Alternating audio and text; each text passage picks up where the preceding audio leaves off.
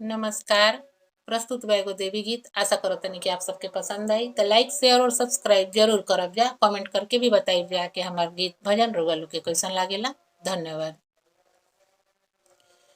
देखे चला सखी देखे चला मैया के धाम सखी देखे चला। देखे चला सखी देखे चला मैया के धाम सखी देखे चला। ओ देखे चला मैया के धाम सखी देखे चला। ओ देखे चला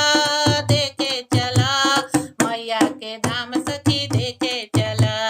मैया के मांगो में टीका शोभे मैया के मांगो में टीका शोभे। पतिया पर सीताराम देखे चला पतिया पर सीताराम देखे चला सखी देखे चला। ओ देखे चला सखी देखे चला मैया के धाम सखी देखे चला।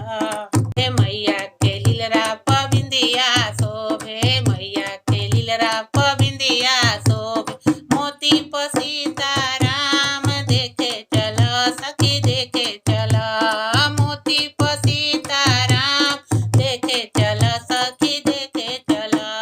देखे चला सखी देखे चला मैया के धाम सखी देखे चला। हो देखे चला सखी देखे चला मैया के धाम सखी देखे चला।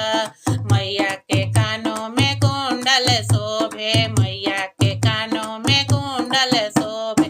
दाना पर सीताराम देखे चला सखी देखे चला। दाना पर सीताराम देखे चला सखी देखे चला। मैया के गलवा में हरवा शोभे मैया के गलवा में हरवा शोभे। लॉकेट पर सीताराम देखे चला सखी देखे चला। लॉकेट पर सीताराम देखे चला सखी देखे चला। मैया के हाथों में कंगना शोभे मैया के हाथों में कंगना शोभे।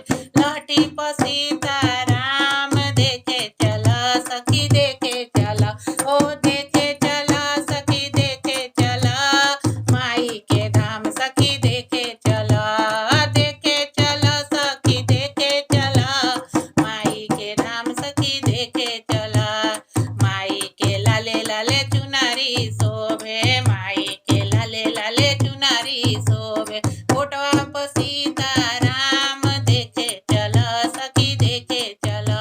ओ फोटवा पर सीताराम देखे चला सखी देखे चला। ओ देखे चला सखी देखे चला माई के धाम सखी देखे चला। माई के मंदिर में सेवा का शोभे।